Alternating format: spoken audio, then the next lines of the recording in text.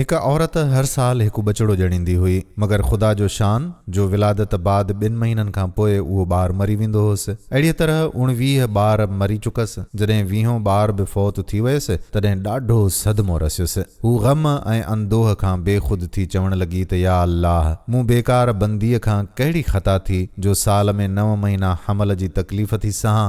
उमेद जो वणु जॾहिं मेवो पचाए थो तॾहिं फ़क़ति 2 महीना उन्हीअ जो बहार ॾिसणु नसीब थिए थो। मुंहिंजी उमेद जे बाग़ में 20 गुल पैदा थिया, मगर मूं हिक जी बि पूरी तरह ख़ुशबू न वरिती त बादे ख़िज़ा उन्हनि खे हमेशह जे लाइ कुमाए छॾियो। मुंहिंजो को बि बच्चो वधी जवान न थियो। उन्हनि मां न कंहिंखे घोट थींदे ॾिठुमि, न कंहिंखे कुंवार बणजंदे ॾिठुमि। ईअं चवंदे चवंदे हुन जी अखि लॻी वई। ख़्वाब में छा थी ॾिसे त हिकु अहिड़ो पुरबहार शगुफ़्ता चमन आहे जंहिं जहिड़ो दुनिया में को बि बाग़ कोन आहे। हीअ जन्नत हुई जा हुनखे ॾेखारी ॾेई रही हुई। जन्नत खे बाग़ सां तशबीह ॾियणु अहिड़ो आहे जहिड़ो नूरे ख़ुदा खे शुआ सां भेटणु। हालांकि जन्नत जी कंहिं चीज़ जहिड़ी दुनिया जी का बि चीज़ आहे ई कोन। न ख़ुदा जो मटु का शइ, सिर्फ़ु हिकु ख़्याल खां उन्हनि शयुनि खे मिसाल तौरु पेश कबो आहे। हुन औरत ख़्वाब में वधीक ॾिठो त उन चमन अंदरि हिकु महल ठहियलु आहे जो चांदी ऐं सोन जे सिरुनि सां ठहियलु आहे। उन जे महल ते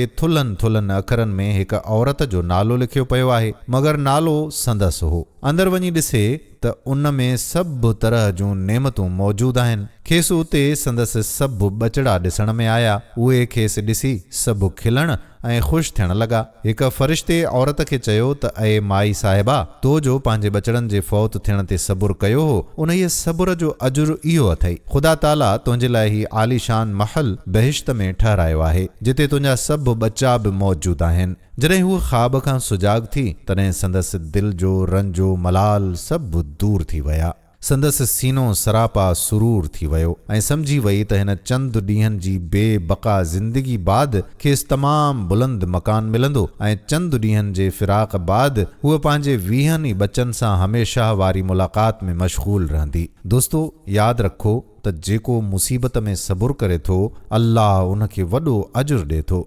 इन्हीअ जे लाइ असांखे घुर्जे त हर ॾुख ऐं मलाल में सबुर जो दामन कॾहिं बि न छॾियूं। अल्लाह खां दुआ आहे त अल्लाह पाक हमेशह असांखे साबरीन बंदन में शामिल करे। आमीन। दोस्तो, वीडियो पसंदि आई हुजे त पंहिंजे दोस्तनि सां शेयर ज़रूरु कजो। पंहिंजे दोस्तनि खे कमेंट सेक्शन में मेंशन बि ज़रूरु कंदा करियो ऐं हीअ वीडियो पंहिंजे आईडी ते ऐं ग्रुपनि में शेयर ज़रूरु कजो। ईंदड़ वीडियो ताईं अव्हां जो मीज़बान क़ादिर बख़्श कल्होड़ो अव्हां खां मोकिलाए पियो। अल्लाह वाही।